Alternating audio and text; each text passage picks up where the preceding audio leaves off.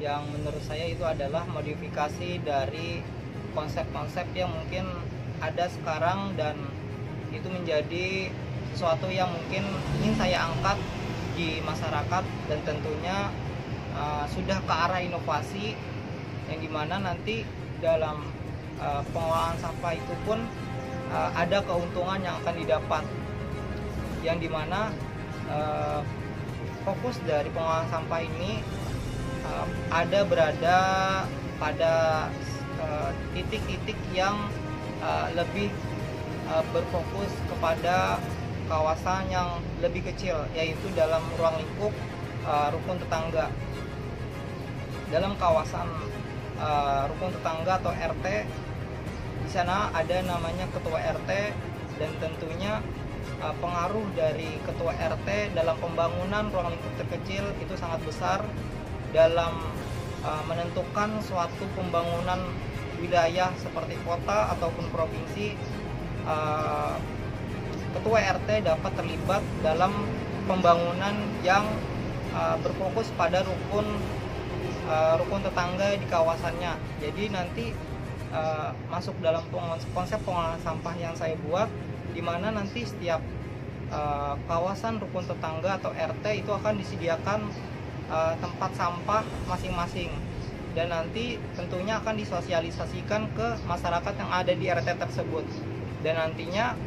masyarakat yang di sana akan membuang sampah itu mulai dari rumah terlebih dahulu, pemisahan sampahnya. Setelah dipisahkan, nanti akan dibuang ke tempat sampah yang sudah disediakan di kawasan RT tersebut, dan nanti setelah penuh akan diambil dan dihitung. Tentunya hasil yang didapat itu tidak ke individu-individu masyarakat tersebut, tetapi akan dikelola atau dikembangkan dalam kawasan ruang lingkup rukun tetangga. Kalau kita pernah mendengar ada yang namanya sedekah sampah, akan tetapi konsep yang saya buat itu lebih ke arah pembangunan dalam ruang lingkup RT, serta kegiatan-kegiatan RT kedepannya akan lebih progresif tentunya, dengan masyarakat itu sendiri tentunya yang memilih ketua RT yang ada di kawasannya tersebut untuk mempercayai pembangunan yang ada di kawasan tersebut. Dan nanti harapannya kedepannya RT-RT yang akan menjabat pun akan memiliki pengetahuan dan kapasitas yang tentunya sudah ke arah yang pembangunan yang membantu dalam perekonomian atau hal-hal yang lain, dan tentunya kesejahteraan masyarakat. Dan nanti pengolahan sampah ini pun akan diduplikasi ke semua RT yang ada. Tentunya akan berdampak secara kawasan RT tersebut akan menjadi bersih seperti itu, karena konsep dari pengolahan sampah yang sifatnya seluruh masyarakat akan memberikan dampak yang signifikan. Seandainya kata pembuatan dalam ruang lingkup RT tidak dibuat atau hanya individu, tentunya itu akan membuat orang-orang tertentu saja yang ingin membuang sampah, dan sisanya tidak ingin membuang sampah dengan mengelolanya. Nah, sehingga kawasan tersebut masih belum bisa disebut kawasan yang bersih karena hanya segelintir. Akan tetapi jika ini konsep dibuat dalam konsep satu masyarakat kawasan ruang lingkup RT memahami bahwa sampah itu harus dibuang ke tempat sampah yang sudah ada, dan itu untuk kepentingan mereka, tentunya sampah bisa dapat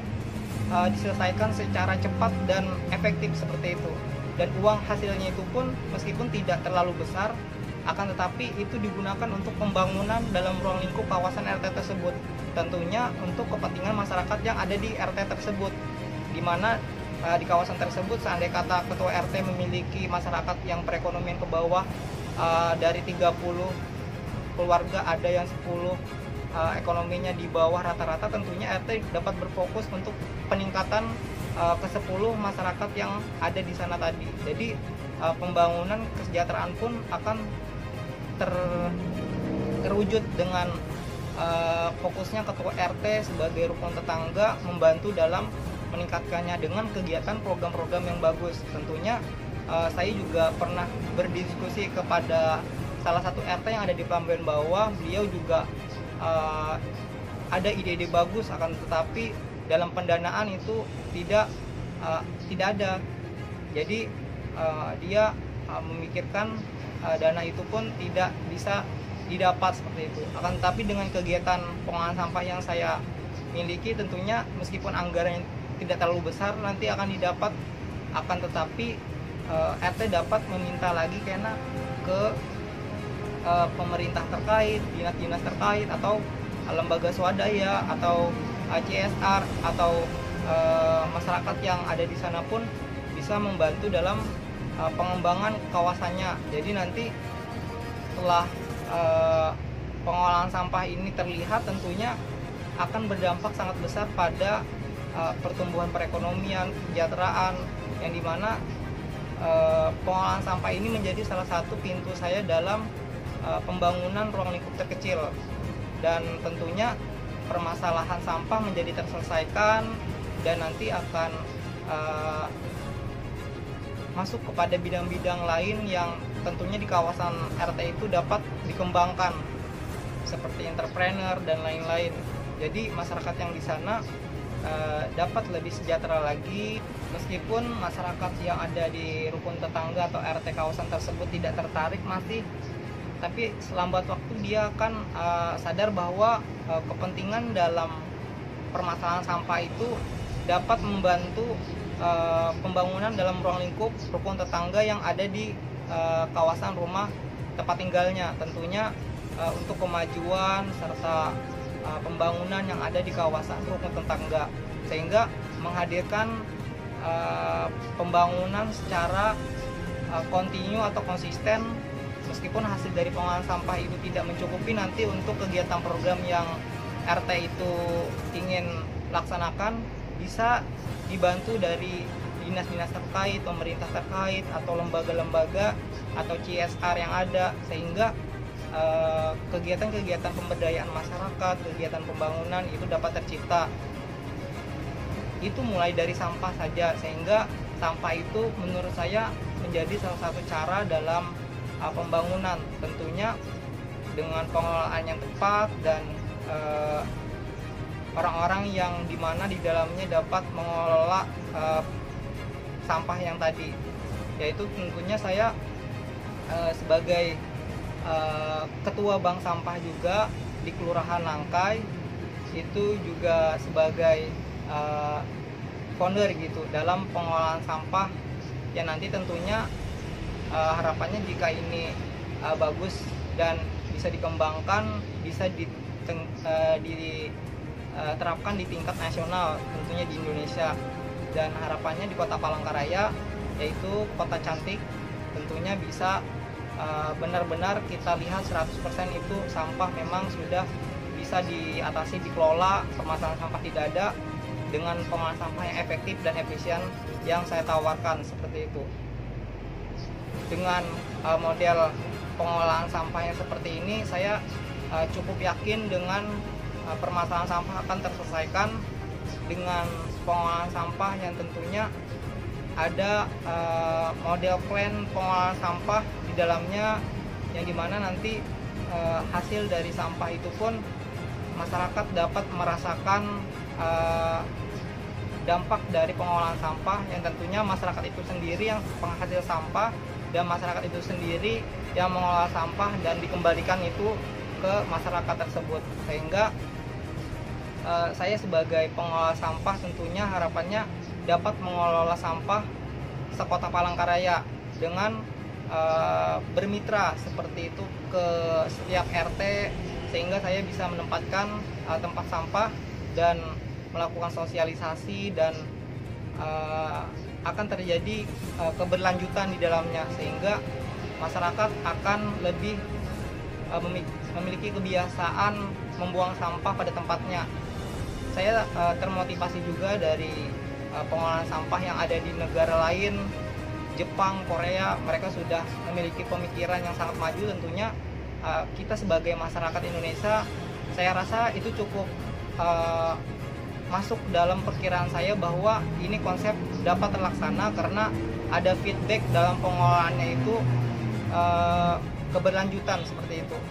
Jadi ada pembangunan konsepnya di mana nanti sampah yang dikelola masyarakat itu tidak serta-merta cuman dibuang, akan tetapi nanti ada feedback kembali ke masyarakatnya untuk pembangunan di kawasan mereka tersebut. Jadi nanti harapannya juga dari pemerintah dinas terkait dapat membantu untuk kegiatan-kegiatan ketua RT ataupun lembaga-lembaga yang ingin mengembangkan pemberdayaan seperti entrepreneur dan lain-lain di kawasan RT, sehingga seandainya kata di kawasan RT tersebut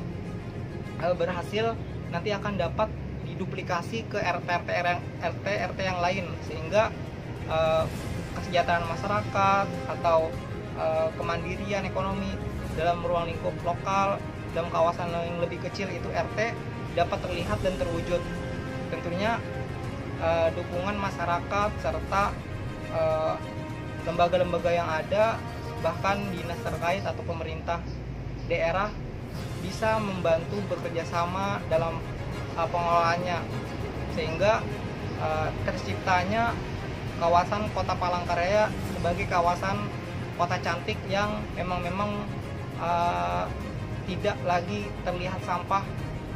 yang ada dimanapun. Karena kita meskipun tidak disebut sebagai kawasan yang maju, yang bangunan atau teknologi yang tinggi, tapi kita bisa menonjolkan kawasan yang hijau, karena Kalimantan itu termasuk kawasan yang disebut sebagai paru-paru dunia. Kita memang tidak maju dalam teknologi ataupun kawasan yang bagus atau megah, tapi kita bisa menjadi kawasan yang bersih dari sampah seperti itu, sehingga kawasan kita bisa menjadi lebih maju lagi ke depannya dengan menyelesaikan terlebih dahulu permasalahan sampah, dan nanti akan disusul di bidang-bidang lain.